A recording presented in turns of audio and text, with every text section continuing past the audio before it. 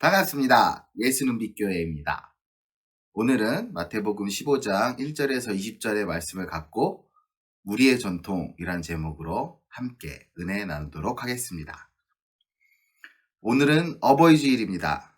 우리에게 하나님께서 부모님을 허락하신 것에 감사하며 부모님께 한 번 더 전화드리고 또 인사하고 사랑을 함께 나누는 귀한 시간들이 됐으면 합니다.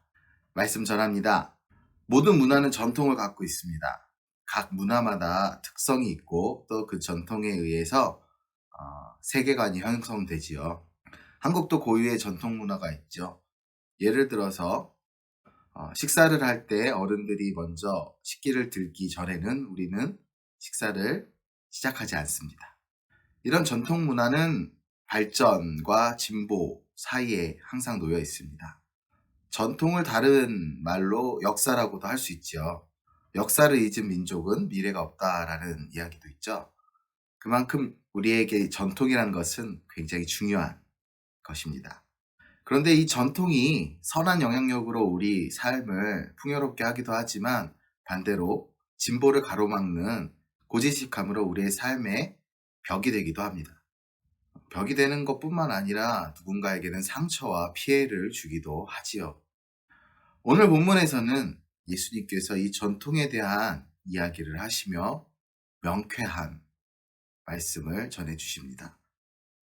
본문의 내용을 보면 장로의 전통이라는 소제목이 달려있듯이 바리새인과 서기관들이 장로의 전통을 들먹이면서 예수님의 제자들이 손을 씻지 않고 음식을 먹은 것에 대해 비판합니다.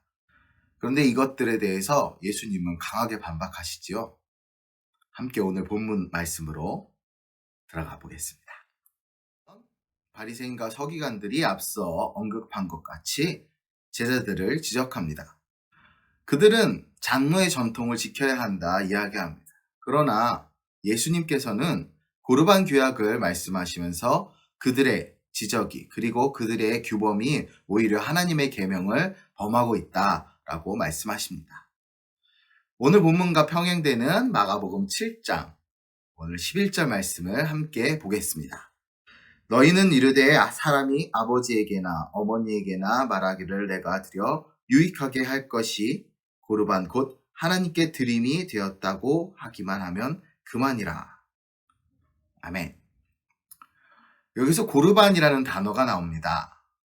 이 문장을 직역해보면 고르반 곧 선물이다 라고 합니다. 고르반은 선물이죠. 예물이라는 뜻입니다. 어원을 살펴보면 히브리어 코르반에서 나온 단어입니다. 그것을 그대로 음역해서 예수님께서 말씀하신 거지요.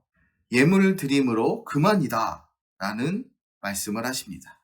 이는 곧 바리새인과 서기관들이 내 부모를 공경하라 라는 말씀을 지키지 않고 그것과 같은 하나님께서 정해주신 그 계명을 지키지 않고 자기들 마음대로 그저 예물 드리고 예배한다는 그 이유로 그것을 대신한다 생각하는 것입니다.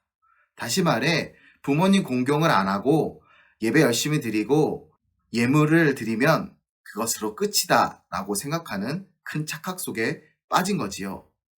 그렇기 때문에 예수님은 그들에게 계명을 범하고 있다라고 말씀하고 계신 것입니다. 종교 지도자들인 바리새인과 서기관들, 그들은 어떤 자들이었을까요? 결국 계명을 범하는 자, 곧 하나님의 말씀을 폐하는 자가 된 것입니다. 우리도 살면서 이런 착각에 빠질 수 있습니다. 신앙생활이라는 것은 우리 삶을 전반적으로 변화시키지요. 그 변화의 과정 속에서 때로는 신앙적 부딪힘이 생깁니다. 특히 가족들 간의 부딪힘은 우리가 피할 수 없는 과정 중 하나입니다. 믿지 않는 가정이면 하나님을 부정하기도 하고 믿는 가정이면 신학적, 성경적 그리고 각자가 섬기는 교회에 따라 생각하는 차이가 부딪힘이 되기도 합니다. 그런데 중요한 것은 하나님의 말씀을 지키는 자들이 우리들의 전통적인 계명, 곧 부모님을 공경하는 것, 그 외에 사람이 사람으로서 지켜야 할 것들을 벗어나 살아가서는 안 된다는 의미입니다. 신앙의 전통은 결코 윤리적 전통을 벗어나지 않습니다. 믿는 자들은 하나님의 은혜 안에서 더욱더 부모님을 공경하는 자들입니다.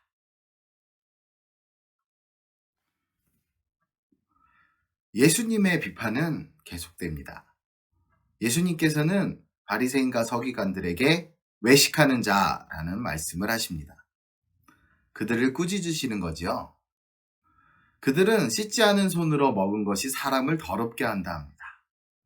그러나 예수님은 이 말에 이렇게 말씀하시죠.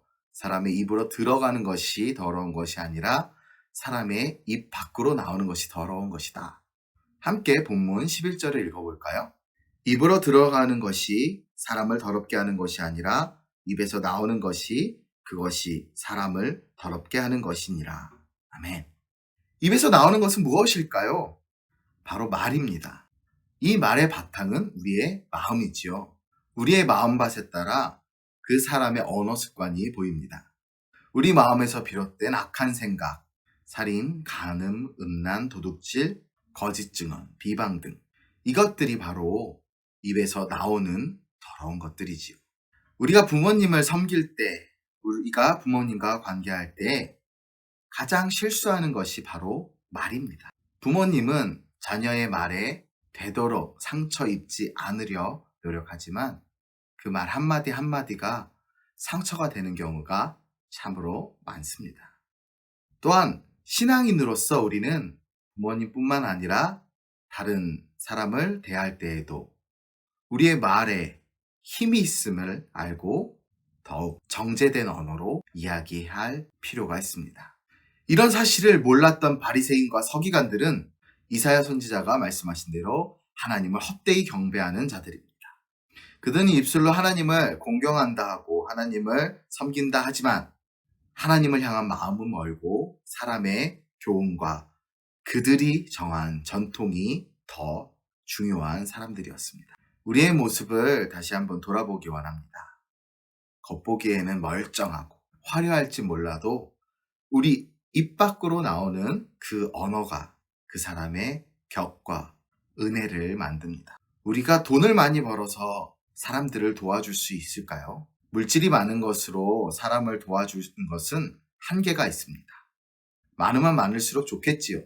그러나 우리가 하나님의 사람으로 믿지 않는 자들에게 은혜를 끼치는 것은 바로 언어에서부터 시작됩니다. 가장 가까운 부모님에게 우리가 사용하는 언어를 점검하기 원합니다. 외식하는 자가 아닌 하나님의 말씀을 품은 자로 승리하기 원합니다. 계속해서 등장하는 바리새인들, 서기관들, 이 사람들은 어떤 사람이었을까요? 특히 바리새인, 어떤 사람들이었을까요? 바리새인이라는 말의 뜻을 찾아보면 분리된 자, 경건한 자라는 뜻입니다. 그만큼 그들은 종교적으로 큰 역할을 해야 하는 지도자들이었죠. 그들의 시작이 어떻든 신약성경 예수님 당시에 바리새인들은 예수님과 굉장히 대립되는 자들이었습니다. 예수님과 그 교훈을 따라 하나님을 진정으로 섬기는 자들을 방해하는 존재로서 바리새인들은 그 역할을 합니다. 바리새인들은 진리의 빛을 보고 많은 하나님의 사람들을 인도해야 할 지도자들이었습니다. 그러나 그들은 진리의 빛을 보지 못하는 맹인과 같습니다. 앞을 보지 못하는 사람들이었죠. 예수님을 잘 알지 못하는 사람들, 혹은 이제 막 예수님을 만나 신앙생활을 한 사람들은 맹인과 같습니다. 눈이 보이지 않는 분들과 같지요.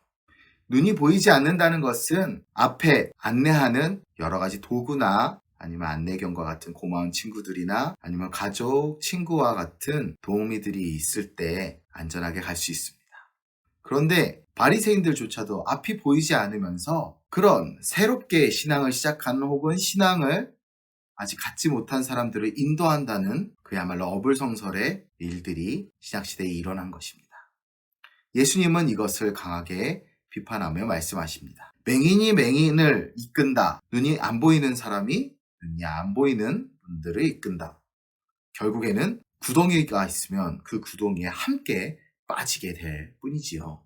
오늘날도 이렇게 자신이 맹인인 것을, 눈이 앞을 보지 못하는 사람인 것을 인정하지 않은 채 사람들을 이끄는 지도자들이 있습니다. 정치적으로, 경제적으로, 종교적으로 많은 지도자들 중에 정말 귀한 분들도 계시지만, 또 반대로 이렇게 앞을 보지 못한 채 맹목적으로 달려가는 사람들도 있습니다. 그렇다면 우리는 누구를 따라야 할까요? 바로 예수님입니다.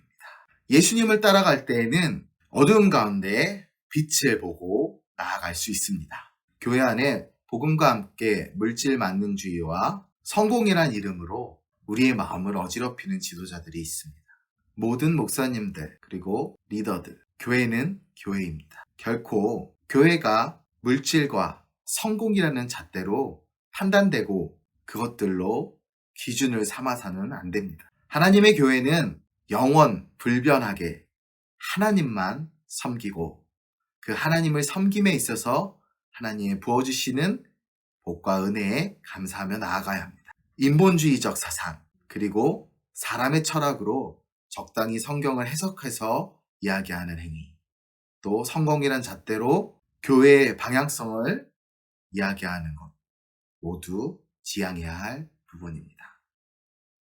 하나님은 사람을 사랑하십니다. 굳이 인본주의적 철학이나 성공이라는 단어가 없어도 우리는 충분히 세상 사람들이 보기에 그것 이상의 은혜를 누릴 수 있는 사람들입니다. 영적인 맹인, 이 시대에도 존재합니다. 결코 우리가 그 맹인과 같이 앞을 보지 못한 채 따라가지 않도록 예수님께 계속해서 빛을 구하며 밝은 눈으로 세상을 바라보며 나아가기 원합니다. 말씀을 마칩니다. 예수님을 대적하는 자들은 하나님의 말씀을 폐하고 외식하며 사람들을 멸망으로 이끕니다. 예수님 당시에는 바리새인들과 서기관들이 그런 존재였고, 현대사회에서는 좌를 분별하지 못하고 오히려 한쪽에 치우친 채 인본주의적 사상, 성공과 숫자와 돈으로 판단하는 지도자들이 우리를 이끌려 합니다. 믿는 자들은 물질이나 인간적 철학이 아닌 하나님만 바라봐야 합니다. 우리에게 전통이 주어졌습니다. 그 전통, 첫 번째는 윤리적 전통과 신앙적 전통이 다르지 않다는 것 기억하시기 바랍니다. 또한 외식하는 자들, 마치 교회 혹은 내가 신앙생활하는 것이 부모님 공경보다 우선이다, 또는 더 잘하는 일이다 라는 착각 속에 빠지지 않도록 주의하십시오. 그리고 진정한 빛 대신 예수님을 따라 나아가는 여러분들이 되기 원합니다. 오늘은 어버이 주일입니다. 사랑하는 부모님, 우리가 할 수 있는 최선을 다해 공경하고 사랑하고 섬기기 원합니다. 혹여 그분들의 허물이나 아픔이 있다면 여러분의 마음으로 품으시고 잘 이끌어 주시기 원합니다. 바로 여러분의 눈에, 그리고 여러분의 삶에 빛 대신 예수님이 계시기 때문입니다. 예수님 따라 승리하시는 여러분 되길 주님의 이름으로 축복하고 기도합니다. 감사합니다.